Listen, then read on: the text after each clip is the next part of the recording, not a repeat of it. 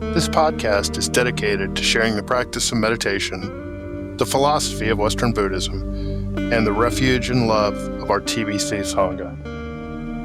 Offering solutions that are simple, practical, and true. We believe happiness and better health are available to all people and for all people. We are here each week to lend wisdom and support to all who are making or considering making this journey. This is On the Range.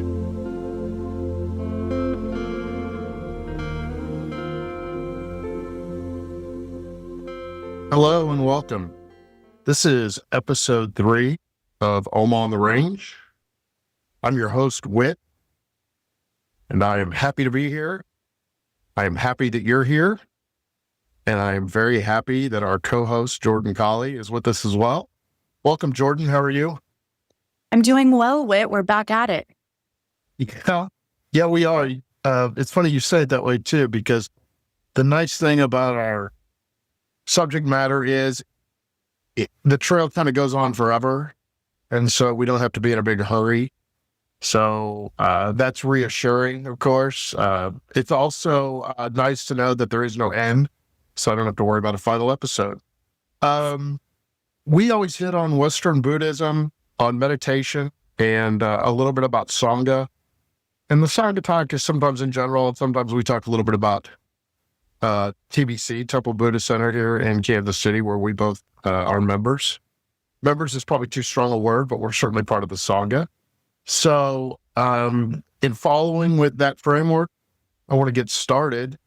The first thing I was hoping we could hit upon is just a little bit about our logo.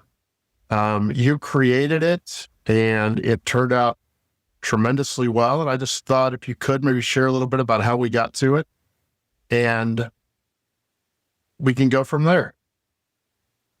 Well, thank you. That's a huge compliment. It's something I've actually never made a logo before. So there was a little bit of trial and error and a little bit of vulnerability when it comes to making something and something that you're passionate about. So when we kind of discussed and met up, blending Western and Eastern Buddhism is kind of something that made my mind just run with imagination. And I started picturing Buddha in a cowboy hat and all of this kind of silly things at first, which was fun. But I really did want to get down to the essence of exactly what we talk about and how could I make an image that would not only draw in attention and captivate, but also express. And I really wanted to blend these two worlds, kind of this fusion of mindfulness. And so that's kind of where I started. And their postures were fun to create. I really took my time to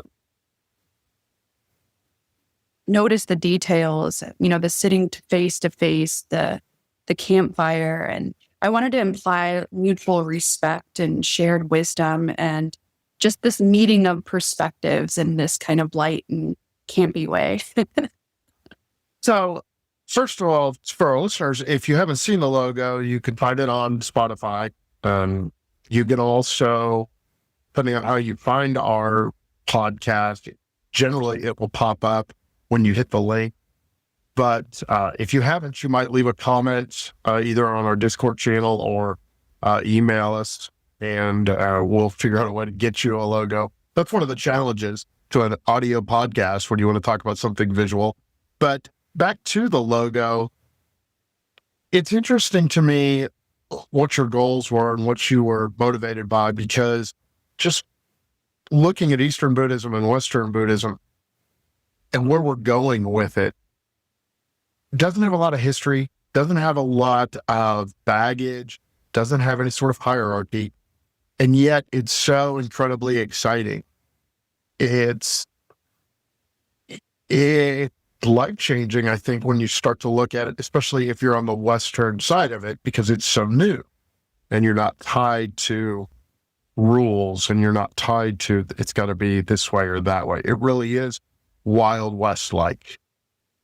Yeah, I really just wanted to represent too that wisdom could be found in both cultures, because a lot of times we tend to think as Westerners that there's this hidden Pandora's box of wisdom out east, or you needed to be in some kind of Himalayan setting to really, absorb these concepts. So I really liked the idea of implementing this cowboy, like the origins of what it meant to be West, and merging both of these figureheads and have them appear that they're listening and not judging each other. That was so important to me.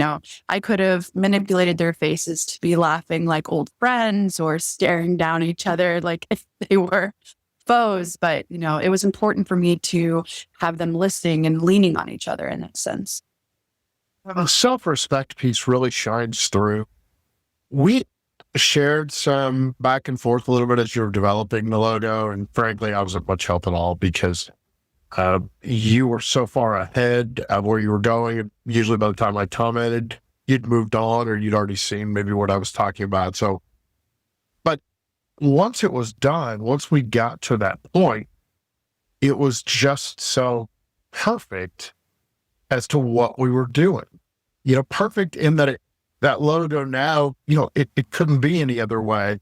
That self-respect that you get between the two characters, there's not one judging or leading the other one. They both bring this respect, but also this wisdom. This wisdom, these teachings from the East, meeting this, I don't know, this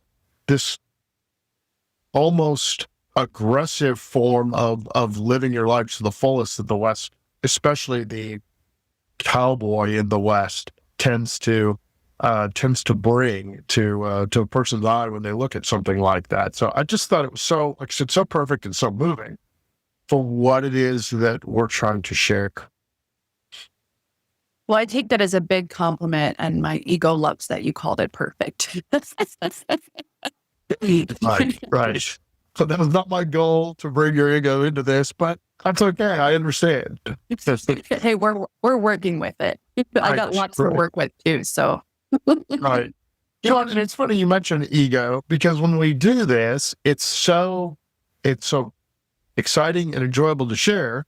I think we both feel that we're both motivated by this, but there is a constant check of this is what we want to do, but is this my ego talking?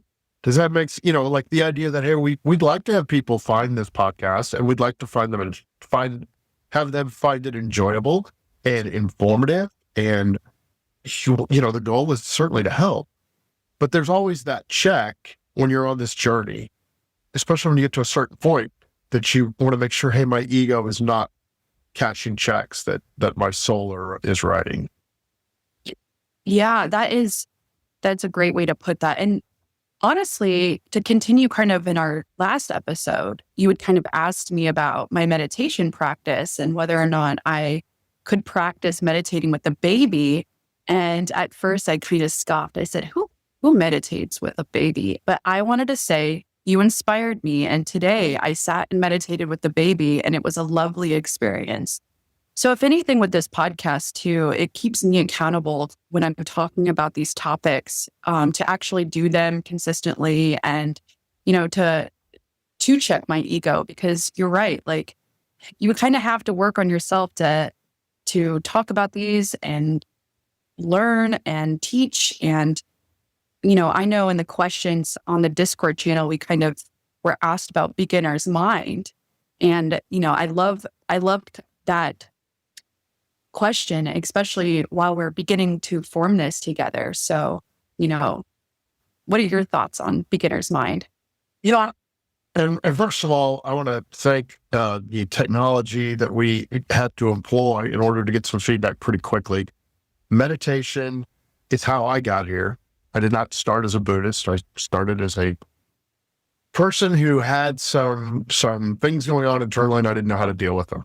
I didn't have a lot of trauma. I had a loving family that I was, I had a job that was okay. I really didn't have any good reason for why I felt the way I did.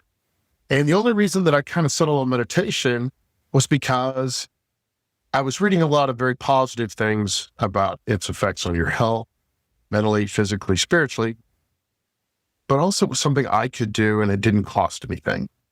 And so at the time, I'd read self-help books. I'd consider some other ways to maybe, address what it is I was feeling. I was more confused than really depressed, but I just couldn't put my handle on it. So anyway, the meditation fit perfectly. It was practical. It was sustainable. It was pliable. I could kind of develop it on my own. And I still believe all those things are true. But with the beginner's mind in particular, you find these things to be true and you get great results, but you have to struggle with this idea of, hey, am I doing it right? That's maybe the biggest one. The biggest objections I hear when people want to start a practice are, I don't know what I'm doing. I don't have time. Maybe those are the two big ones right there, which also leads some light on why this is not just a podcast about meditation. Because really, once you get over a couple of those hurdles, it's a lifetime journey, but we make it much more complicated than it is. So for content, it would have been challenging. What about you? Can you tell me a little bit about how you started and why? That's a great question. Every time I go to sit, I always question myself why I started meditating, because sometimes it can be so frustrating and challenging and complex. And I probably started meditating initially because I like to overcomplicate everything. And my mind has always moved, a million miles a minute. And I couldn't sit still when I was a kid. I always had to run around. And, I talked about previously kind of thumbing through books too. And that's kind of what initially inspired you. And off the top of my head, I don't have many that stick out. I know that I think that I began listening to like Alan Watts and Ram Dass and Thich Nhat Hanh I had read, and they had kind of really babied me and held my hand through sitting through the first couple sessions. I had no idea how to start. I just knew that I was just sitting there thinking. Another thing I did was when I first came to TBC, that was the first time I had sat in a public setting with other people and meditated. And I found that was something very helpful in kind of keeping me accountable versus just, going and sitting by myself. So I quickly attended like a day-long retreat with Victor. And that's, if anybody doesn't know what a day-long meditation retreat is you get there at 9 a.m. and you're probably leaving for, 5 o'clock in the evening. So you're spending all day alternating between sitting meditation, walking meditation, maybe a quick brief for lunch. It's all done in silence. And, you're on the mat in 30-minute increments generally, and you're sitting with yourself. And that was such an intense feeling to really let the body settle, kind of like a dirty bucket, filled of silt. You could really see where the purity arose, and existing in yourself in just this natural, organic manner was just so exhilarating. So in short, life is always filled to the brim with things and experiences that are causing all kinds of emotions. But meditation is where you learn to make space for the practice. I think that's so true. And that may be the greatest long-term benefit to having a practice.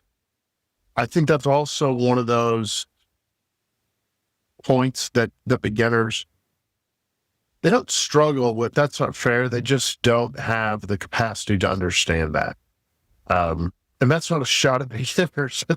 That's not, there's no right or wrong. And again, beginner's mind is your best friend because, it's open, and if you can teach it or work with it to be kind, you can really see some growth and, like I said, start to grow in a certain way or a way that's more healthy. So, I just wanted to share that when I started in my basement with a candle, and I would get on a lit candle and sit on the floor, and it would be 10 breaths. And it wasn't every day, but I noticed two things. One, 10 breaths was really hard. And two, that I was feeling better. I felt better from the first time. I didn't feel, it was like I'm cured. It wasn't It wasn't that everything that I was carrying around was suddenly gone.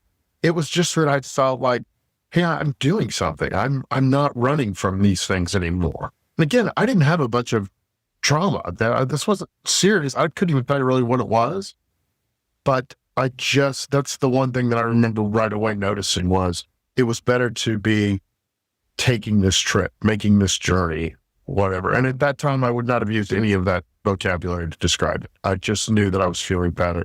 And over time, it grew to a minute. I gave up on the candle pretty quick. It didn't feel great on my eyes is what I decided. But just, it also was never something for me that I considered giving up. I just, again, it wasn't every day to begin with, but it flowed. And in time, it was something that really became part of who I was and who I am. And plus I noticed, and it wasn't right away, but I really liked the person I was becoming because it was the true me. It was the real me. And so it no longer mattered as much if I wasn't smart or rich or funny or pretty or whatever those adjectives were. It became more important to me to be this. So that allowed me also to start making some changes and to look at parts of my life and say, that's not really me. I don't want to be, I'm not going to chase that anymore. Or that is me, and whatever I feel about it, that's who I am. And so I'm going to change my relationship with it. Or, so that's kind of, the 40,000 foot, 22 years of practice in about a minute. I was hoping what we could do now is, if you're comfortable with it, if you want to share a little bit about maybe how we could build a practice or how someone that is interested in starting could get going. Yeah. So in lieu of our conversation, I kind of put together a meditation starter kit, which is real fun. It's free. Don't worry. No subscriptions. I'm not going to ask for any money over this. So lucky day. But first we learned how to make our space. Just initially, I like to, pick a time, pick a place, somewhere. I know you talked about your basement. It doesn't have to be a basement. It can be on your front porch or a back porch or, really just someplace quiet that you're not going to be interrupted. I like to try the beginning to, pick the same place and same time just to kind of create the habit. So once you're creating this space, you can bring either a cushion or a chair or a yoga mat, depending, no judgment on how you're actually going to sit. Sometimes it can be uncomfortable in the beginning and people like to dismiss the whole thing and throw the baby out with the water because they're uncomfortable. But so, I just suggest in the beginning to just, get comfortable. You can bring in a candle, like you said, or a plant, or maybe an inspiring object like a Buddha. Or you can even create your environment by some soft music. I like to start with, different kinds of music in the beginning just to really kind of inspire myself creatively in the beginning to meditate. It helps. So East Forest is a great option for that. So I'm getting real technical in the sense of my suggestions, but you're going to know instinctively kind of what works for you and kind of what falls off. And I don't use all of these techniques every single time. You kind of, your practice changes over time. So, but in the beginning, you definitely want to kind of start small and start intentionally. You can start with that 5 minutes or, that 10 breaths, like you said, Whit, or, and sometimes people think that meditation is just kind of this blanketed term. In Buddhism, we actually have a couple different focuses. On Sunday, you might mention, or you might notice that we do metta practice, which is a loving kindness meditation. So that's really just sending yourself compassion and others compassion with your meditation. So there could be a sense of intention with your meditation. Or we have Vipassana meditation, which is breath awareness, where you're just following the inhale and the exhale. Something else you could do if that's not working, or you're just really like that beginner's mind, like we're talking about, is an app. You can use a guided meditation, or some people like a mantra or a chant that kind of brings them into this qualitative meditative space. So whatever works for you, really. But Victor always says, 1,000 times is not too many times to come back to the breath. And I love that he says that. It's kind of, implemented, in my mind, not to judge myself for however I meditate, and then posture wise, as long as you're just calm, your eyes are soft, whether they're open or closed is a preference. Sometimes people like to just softly gaze, but there's real no pressure. And I do completely agree with you that you'll reap the benefits pretty quickly once you start a solid meditation practice. Oh, a couple of things that you said that really, one, it took me back in time a little bit to where I was as I started this. But with how and where you practice, I think it's interesting when I talk to people, and I run a couple of groups where I'm going to say run for lack of a better verb, about building practice or building your practice. And one of the things I was like to share is make sure you pick some place, as you said, that's quiet, that's private, that's comfortable. But it's also important to be practical in that practicing outside, for example, a lot of people think that sounds great, and being in nature is wonderful. But you need to make sure you pick a place that you can go to so your practice doesn't get rained out, for example, or you can't practice because your neighbor's mowing his lawn or something. So I think, it's one of those things, try to find some beauty, try to find some privacy, be practical in that choice. With your posture, I always share when I'm doing a group, posture, technique, intent. Those are the PTI, are the three things. And the reason it's referred to as PTI is because that way I can remember it. So that's 100% for my benefit. But with your posture, sit up straight, pick a posture, and understand that once you pick it, you're going to hold it. And it's not because this is torture and we're trying to get you to be super disciplined. Discipline's a handy thing when you're meditating. There's no doubt about that. But really what we're doing is we're agreeing once we set our posture that we're going to accept whatever comes up after that. Whether my nose itches, whether I feel like I need to move my shoulder, whether I'd like to straighten up or slouch, I'm just going to accept that that's how I feel and stay with my posture. And then technique, lots of techniques, lots of books about technique. I'm a big believer in just, especially to begin with, just stay with your breath. Just follow it. If you need to count your breaths to get more focused or to give your mind something to do, I'm a huge believer in the benefits there. So breathe in, breathe out. That's one. In, out. That's two. I generally do that every practice session I have. Do it to 10, maybe to 12 or 13, just to show that I'm not too OCD about getting to 10. And then, then you're with your breath and you stay there. And then also being kind to yourself and understanding that thoughts are going to come up, happens to everybody, and just noticing them and then letting them go. And that's all that we're asking you to do. So, as a beginner, also take advantage of the fact that this is something you get to decide. You get to create this. There's no wrong way. It's whatever works for you. Just don't make it something you hate. I think that's the other key factor. So, go ahead. I'm sorry. I think you just completely hit the head on the nail with that one, especially like leaning into the uncomfortability. We love to quit something as soon as it's uncomfortable. And I know in the last episode, you asked me kind of what drew me into Buddhism. And I kind of talked about the disciplinary nature of,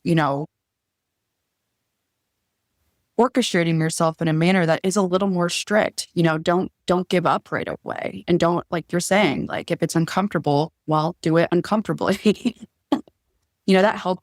And secondly, I wanted to say too, is you can invite a friend along or maybe another Sangha member. There's meditation groups when I first started dating my partner now, Chris, him and I, we would go out and we would go pick a spot and we would just sit and we'd meditate together. And, that was in the beginnings of our relationship and it really helped it flourish. So you can start a friendship in that manner or it doesn't necessarily have to be romantic. That just added a little bit of a flair, but it's fun. It's fun to Podcast just, now is a completely different meaning. Oh yeah. Yeah. Yeah. Yeah. Yeah. We're going to start an online Buddhist dating. Yeah. That'll be episode 4. See, we Yeah. got plenty of content. Yeah. See, that consumerism just sneaking on in too. That's just me being consumeristic. But yeah, so you can invite somebody along, maybe somebody that you just met at Sangha. Everybody's trying to develop their practice deeper. I promise. Nobody's just reaching a level like it's a video game and just existing in it. And, you don't win anything. So it really takes that competitive nature away. Right. And you know what? I'm so glad you brought that up, because that's another thing that people struggle with is as they're practicing, it's not just that it's new to them and they're not sure if they're doing it right. They also want to judge it. For every 10 people that I talk to about meditation, 30 or 40% will say something like, oh yeah, I tried that. I can't meditate. I just can't. I can't sit there. And it doesn't really matter what they say after that, because one, it's not my job to talk people into doing anything. It's fine if that's what you believe and that's, who you are and how you are right now, that's great. But again, we're not selling anything. We don't, does not affect you and I or anybody else involved with this if more people practice or if less people practice. I guess it makes the world a little better place. That's certainly true. But my point is that it's not something you can judge. Yeah. They're not like that.